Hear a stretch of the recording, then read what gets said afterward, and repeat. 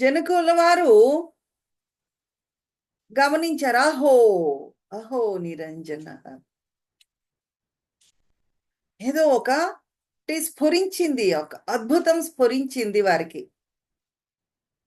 ఇదండి, ఇన్నాళ్ళు నేను తప్పుగా అనుకున్నాను, ఇప్పుడు అది చూడగల విజన్ నాకొచ్చింది.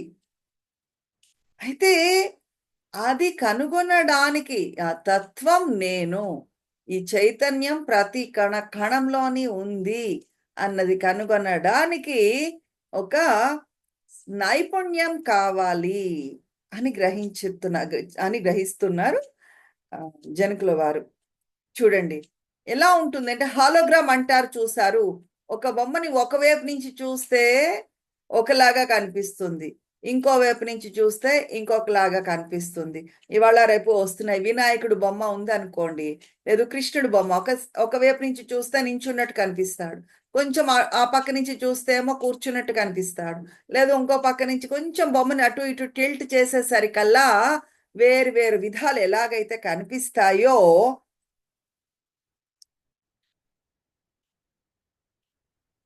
ఇంకో వైపు నుంచి చూడడం మొదలు పెడితే ఇంకో పిక్చర్ వస్తుంది. ఈ విశ్వం అంతటా కూడా భగవంతుడితో నిండి ఉన్నదే. భగవంతుడు కానిది ఏదీ లేదు. భగవంతుడు అనండి, చైతన్యం అనండి, ఆత్మ అనండి, విశ్వం అంతటా ప్రతి ఒక్కటి ఆ భగవంతుడే, ఆ చైతన్యమే, ఆ ఆత్మే. అది దాటినది విశ్వంలో ఏమీ లేదు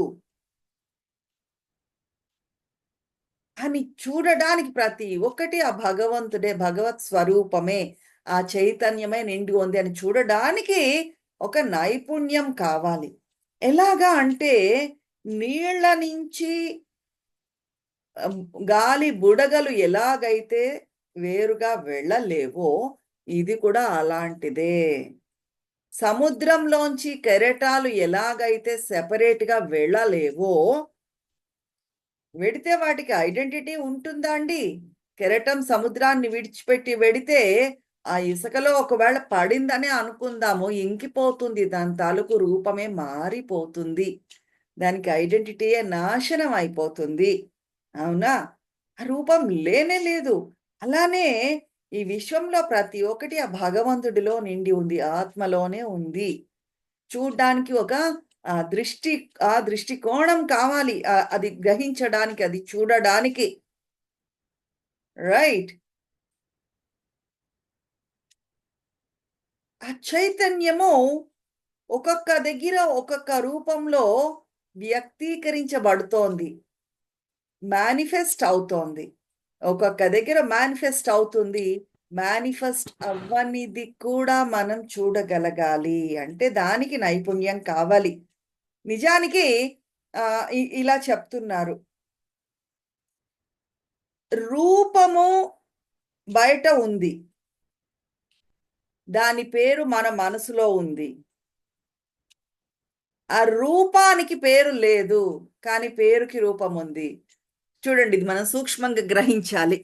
ఏదైనా ఆపిల్ పండు ఉంది, ఆపిల్ పండుకి తెలుసా దాని పేరు ఏమిటో అని అందులో రాసి పెట్టి ఉందా అండి? లేదు. అది ఎక్కడుంది? ఇక్కడ ఉంది. ఆపిల్ అనగానే మనకు ఒక రూపం గుర్తొచ్చేస్తుంది, ఆ పేరు చూడగానే మనకి ఒక రూపం మన మనసులో వచ్చేస్తుంది. కానీ ఆపిల్ పండుకి పేరు లేదు, దానికంటూ పేరు లేదు. పేరులో రూపం ఉంది కానీ రూపంలో పేరు లేదు అంటున్నారు గురుదేవులు. పువ్వు అనగానే ఒక రూపం మీలో ఐడియా వచ్చేస్తుంది వెంటనే. ఏనుగు అన్నారనుకోండి, ఒక రూపం మీలో వచ్చేస్తుంది.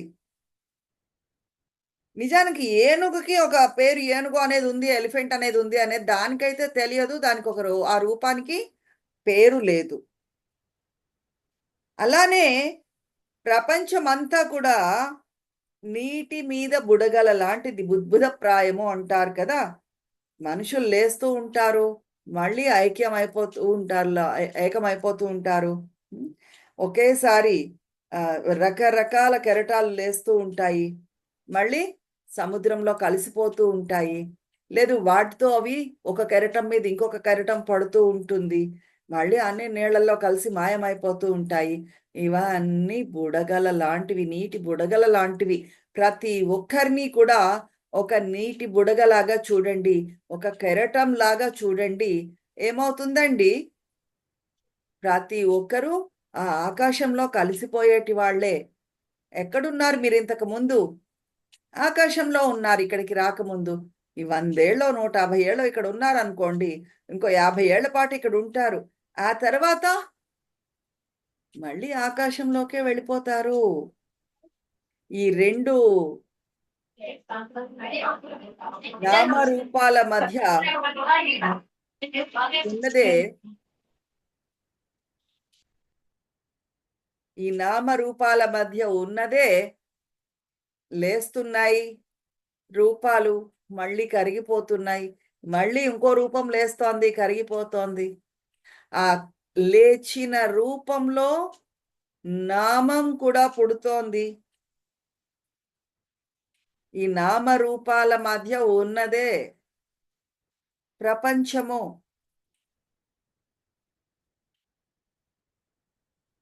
అదే బ్రహ్మన్ ఉంది అని చెప్పడానికి ఒక సబ్స్ట్రాటం, ఒక ఎవిడెన్స్, ఒక సూచన. బ్రహ్మన్ ఉంది అని చెప్పడానికి ఈ రూపాలు లేస్తున్నాయి, మళ్ళీ మాయమైపోతున్నాయి, మళ్ళీ లేస్తున్నాయి, మళ్ళీ మాయమైపోతున్నాయి. ఇదే ఒక ప్రూఫ్ అనుకోవచ్చు. భగవంతుడు లేదు, దేవుడు ఉన్నాడు అనడానికి. భగవంతుడు కావాలని అక్కడ ఇక్కడ వెతక్కండి, ఎప్పటికీ మీరు వెతికి కనిపెట్టలేరు. దట్ ఈస్ అ బీ అనేది ఏదైతే ఉందో అదే భగవంతుడు. ఆ సముద్రమే భగవంతుడు. కెరటము సముద్రాన్ని వెతుక్కుంటూ వెళ్ళింది అనుకోండి, ఎప్పటికైనా దొరుకుతుందా? సముద్రానికి కెరటం వెతికి పట్టుకోగలదా అండి? నో. తరంగౌ ఏన బుద్బుదౌ. ఆ నీటి బుడగలు ఉన్నాయి చూడండి, ఆ కెరటాలు ఉన్నాయి చూడండి, అవి అవి పేర్లు, రూపాలు, ఆ వస్తువులు, జీవితాలు లేస్తున్నాయి, కరిగిపోతున్నాయి. ఆ చూడలేనిది కూడా ఉంది కొంత. అటువంటిదే ఈ జీవితం. అహో! అదే కదా నేను హాలో నెంప్టీ, పూర్తిగా బోలుగా ఉన్నాను, ఖాళీగా ఉన్నాను. నేనేమీ కాదు. అండ్ నేనే, ప్రతి కెరటము నేనే. మొట్టమొదట స్టెప్ ఏమిటి అంటే, నేను ఖాళీగా ఉన్నాను, బోలుగా ఉన్నాను. నాలో ఏమీ లేదు అని రియలైజ్ అవ్వడము మొట్టమొదటిది. రెండోదేంటో తెలుసా? నేనే అంతటా. అదంతా కూడా నేనే. అది నేనే, ఇది నేనే. ఈ రూపాలన్నీ కూడా నేనే. ఈ నామాలన్నీ కూడా నేనే. అన్న రియలైజేషన్, ఆ ఎరుక. కాకపోతే మనమేం చేస్తున్నాము? అంతటా ఉన్నది ఆ చైతన్యమే, అది నేనే అన్న గ్రహింపుకు బదులు నేనంటే ఇది, నేనంటే అది కాదు. ఇదంతా సత్యం కాదు. నీ సహజమైన స్వభావము, ప్రకృతి ఆనందము ఏదైతే ఉందో అది సత్యమా? మార్పు లేనిది ఏదైతే ఉందో నీ ఆత్మ చైతన్యము, అది నిజమైనదా? లేదు, ఈ బయట ప్రపంచంలో నువ్వు యాక్షన్ చేస్తున్నావు చూడు, ఇది కరెక్టా? జనకులు వారు చెప్తున్నారు. కోర్స్ అది గ్రహించడానికి ఒక నైపుణ్యం కావాలి. ఎలా అయితే బొమ్మని చూడ్డానికి కళ్ళు అటు ఇటు ఆడిస్తే రకరకాల బొమ్మలు కనిపిస్తూ ఉంటాయో ఒకే ఫోటోలో, అలాగా చూడండి. ఇంకొక ఎగ్జాంపుల్ చెప్తున్నారు ఇక్కడ. ఒక నగ చూశారనుకోండి, దాన్ని ఏమంటారు? ఒక గాజు, లేదు నెక్లెసో, లేదు అంటే ఒక చెవి దుద్దులు, ఇలా రకరకాల పేర్లు మనం చెప్తూ ఉంటాము. అయితే దాన్ని బంగారు నగలు తయారు చేసే గోల్డ్ స్మిత్ దగ్గరికి తీసుకెళ్ళండి. ఏం చేస్తాడండి? దాన్ని అంతా బంగారం అంతా మూట కట్టి వెయింగ్ స్కేల్లో పెడతాడు. తూకం వేస్తాడు. తూకం వేసి ఏమంటాడు, ఇదంతా గోల్డే. అతనికి చెవిరింగులు, గాజులు, నెక్లెస్లు వేరువేరుగా లేవు. ఒకటే అంతటా బంగారమే. ఏ షేప్ అయితేనేముందండి, పొడుగ్గా ఉండొచ్చు, పొట్టిగా ఉండొచ్చు, బిస్కెట్ ఉండొచ్చు, కాయిన్ ఉండొచ్చు, ఏదైనా బంగారమే. ఆ నైపుణ్యం కావాలి. అరుణ కావచ్చు, కరుణాయుడు కావచ్చు, ఉషా కావచ్చు, ఏదైనా ఆ చైతన్యమే. ఆ సముద్రంలో లేచిన అలలే. కళ్ళు కొంచెం అటు ఇటు చేసి చూడండి, ఈ విశ్వంలో అంతటా మీరే కనిపిస్తారు. అయితే రకరకాల డైవర్సిటీస్ ఉన్నాయి, వివిధ రూపాలున్నాయి. ప్రపంచంలో ఏం జరుగుతోంది అంటే వ్యతిరేకంగా ఉండేవన్నీ కూడా ఒక దగ్గరికి చేర్చబడ్డాయి. వ్యతిరేక విలువలు ఒకదాన్ని అంటిపెట్టుకుని ఒకటి ఉంటాయి. ఒక వృత్తం లాగా చూడండి. ఒక వృత్తం లో ఒక కేంద్రానికి అటో బిందువు, ఇటో బిందువు తీసుకోండి. అవి రెండు బిందువులు దూరంగా ఉంటేనే కదా ఆ వృత్తం రూపం దాలుస్తుంది. అర్థమవుతోందా అండి? ఆ రెండు బిందువులు కూడా వృత్తం సర్కిల్ పైన ఉంటేనే కదా ఒక వృత్తం ఫామ్ అవుతుంది.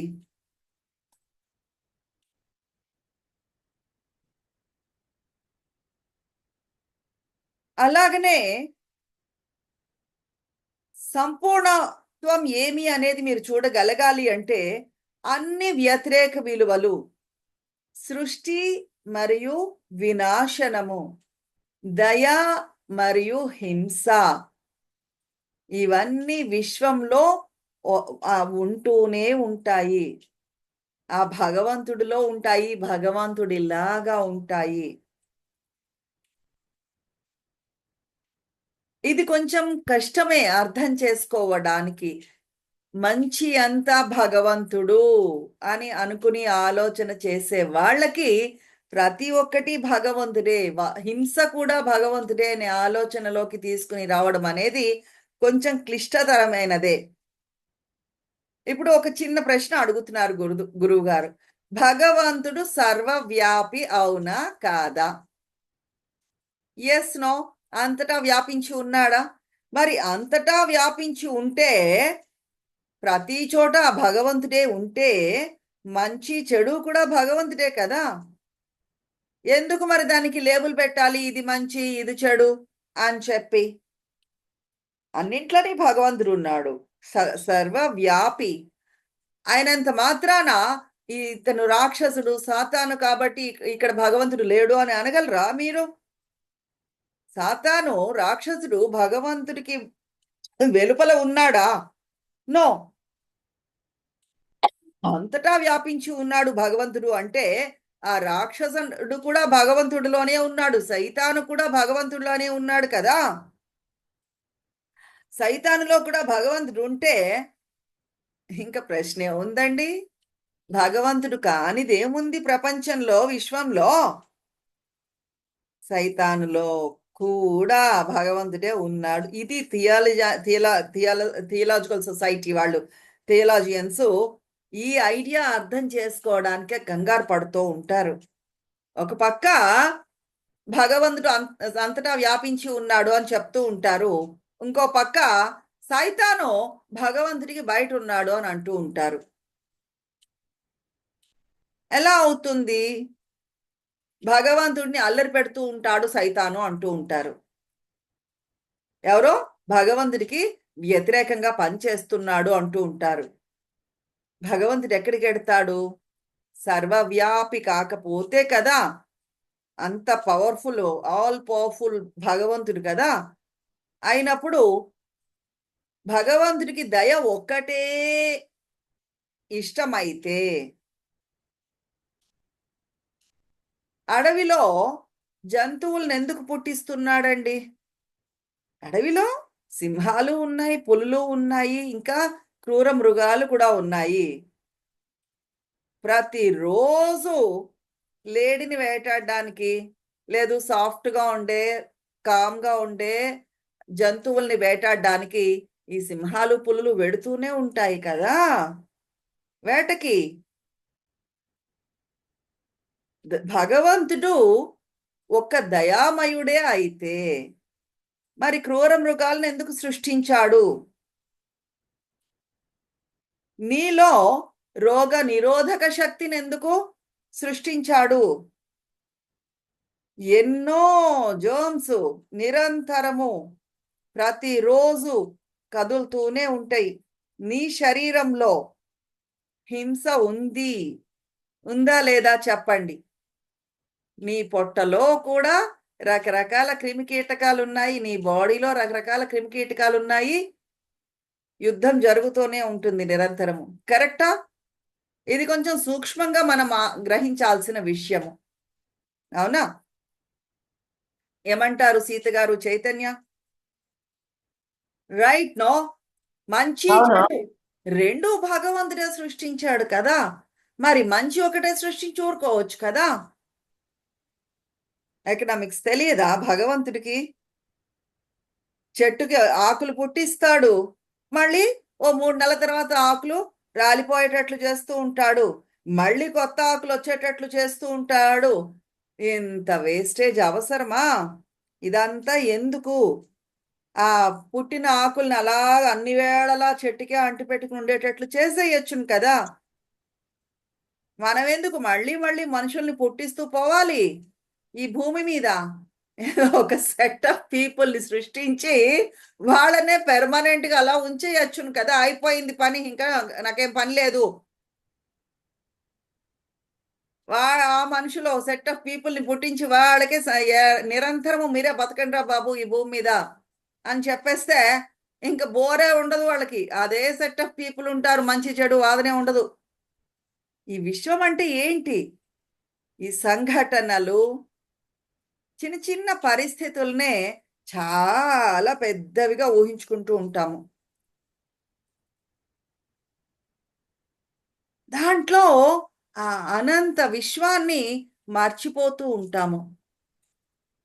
ఎప్పుడైతే ఈ అనంతము, ఆ చైతన్యము ఎరుకలోకి వచ్చిందో, ఈ చిన్న చిన్న విషయాలు ఏమంటాము, అరటిపండు తొక్క, కేకు ముక్క, ఇవి నథింగ్. ఆ అనంతాన్ని గ్రహింపులో ఉంచితే, ఎరుకలో ఉంచితే ఈ చిన్న చిన్న సంఘటనలు అసలు విలువ లేనివిగా, సిగ్నిఫికెన్స్ లేనివిగా అయిపోతూ ఉంటాయి. అవునా కాదా?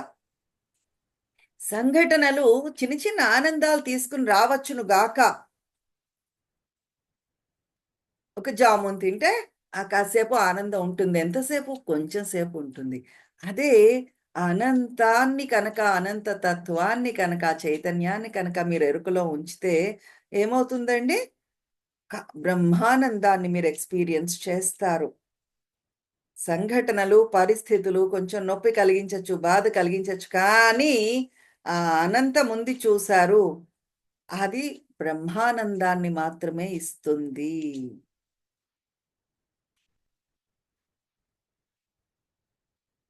సత్యాన్ని మనం గ్రహించగలుగుతాము. ఒక షిఫ్ట్ అయిపోతుంది మనలో. ఇది కదా సత్యము. అహో నిరంజన్. ఆ బ్రహ్మానందాన్ని మాత్రమే ఎక్స్పీరియన్స్ చేస్తారు. అనంతాన్ని మీరు, ఎగ్జిస్టెన్స్ని మీరు ఎరుకలో ఉంచితే ఈ చిన్న చిన్న సంఘటనల్లో అంటి పెట్టుకుని ఉండిపోరు. ఎందుకు? అవి జరిగిపోతూనే ఉంటాయి. మనం పట్టుకు వేళ్లాడదాం అనుకుంటూ ఉంటాము. అవునా? మా బావగారు వాళ్ళ తోటి కోడలు, వాళ్ళ అక్క, వాళ్ళ చెల్లి, వాళ్ళ తాతగారు, వాళ్ళ మరిది మనవడు తాలూకు పక్కింట్లో ఎదిరింట్లో ఉండే వాళ్ళ పెళ్లిలో నన్ను కనిపిస్తే వాడు పలకరించలేదండి. నన్ను పలకరించకుండా ఉంటాడా? ఎంత చేశాను వాడికి? మొదలు గొయ్యి గొయ్యి ఎప్పుడో అయిపోయింది. వాడు అసలు ఎందుకు చూడలేదో, పొరపాటున పలకరించలేదో, ఏదో హడావిడిలో పలకరించలేదో వదిలేసాయండి. ఈ మైండ్ మాత్రం మళ్ళీ మళ్ళీ మళ్ళీ మళ్ళీ చిన్న చిన్న విషయాలే. ఆఫ్టర్ ఆల్ సంఘటనలు జరుగుతున్నాయి, వెళ్ళిపోతున్నాయి. వెళ్ళిపోతున్న సంఘటనలని వెళ్ళిపోనివ్వండి. మళ్ళీ మళ్ళీ తెచ్చుకుని పిలుచుకుని మరి పట్టుకు వేళ్లాడుతూ ఉంటాము. ఆ సంఘటనలకి స్ట్రక్ అయిపోతే, అంటిపెట్టుకుని ఉండిపోతే ఆ అనంత తత్వాన్ని మనము గుర్తెరగలేకపోతున్నాము. రియలైజ్ చేయలేకపోతున్నాము గమనించండి. అదే కనుక అనంతాన్ని మనం ఎరుకలో ఉంచితే చిన్న చిన్న విషయాలు ఎన్నాళ్ళండి, after all 100 years of life. అయిందేదో అయిపోయింది, వదిలేయండి, మూవ్ ఆన్, ముందుకి వెళ్ళిపోగలుగుతాము. ఈ సంఘటనలన్నీ ఒక నదీ ప్రవాహం లాగా వెళ్ళిపోతూనే ఉంటాయి. నదిని పట్టుకుని వేళ్లాడగలరా చెప్పండి? ఆపగలరా? నది ఒడ్డుని కూర్చోగలరు మీరు. అయితే గట్టు మీద మీరు కూర్చున్నప్పుడు చూసే నది ఎప్పుడు అదే ఉంటుందా? లేదు. ఈ క్షణంలో చూసిన నీరు వెళ్ళిపోయింది. ఇంకో కొత్త నీరొచ్చేసింది అనేది మనము గమనించాలి. అలానే ప్రతి క్షణము కూడా మారిపోతూనే ఉంది. ప్రసన్నంగా ఉండని, అప్రసన్నంగా ఉండని ఈ సంఘటనలు ఎంతకాలం పట్టుకు వేళ్లాడగలరు? దాని తాలూకు ఒకవేళ పట్టుకు వేళ్లాడదామని అనుకున్నా సరే, దాని ఇంటెన్సిటీ తగ్గిపోతుందండి. ఏదైనా ఒక వస్తువు కొనగానే మీకు విపరీతమైన ఒక ఫ్రిడ్జొచ్చింది కొత్తగా ఇంటికి. ఇంక దాని చుట్టూ దాన్నెలా అలంకరించాలి, దాంట్లో ఏమేం పెట్టాలి, ఏ వస్తువులెలా పెట్టాలి, అది ఇంట్లో ఏ కార్నర్‌లో పెట్టాలి, రకరకాలుగా దాని చుట్టూ తిరుగుతూ ఉంటారు. ఫస్ట్ డే ఎంత ఆనందం ఉంటుందో, బొట్టు పెట్టి, పసుపు పెట్టి, కొబ్బరికాయ కొట్టి, స్వీట్లు పంచి ఇన్ని చేస్తారేమో. రెండో రోజుకి ఇంకొంచెం తగ్గుతుంది. మూడో రోజుకి ఇంకా తగ్గుతుంది. 6 నెలలు పోయాక అదో వస్తువు ఉందనే మర్చిపోతాం. ఏదో పాలు తీయాల్సొచ్చినప్పుడు తీస్తాం తప్ప ఫ్రిడ్జో. దాని ఇంటెన్సిటీ, ఆనందం తాలూకు ఇంటెన్సిటీ తగ్గిపోయింది. అలానే బాధ అయినా సరే, ఆ సంఘటనలు మరుపులోకి వెళ్ళిపోతాయండి. కొత్త ఈవెంట్స్ వచ్చేస్తాయి. సూపర్ ఇంపోజ్ అయిపోతూ ఉంటాయి. ఒక సంఘటన మీద ఒక సంఘటన.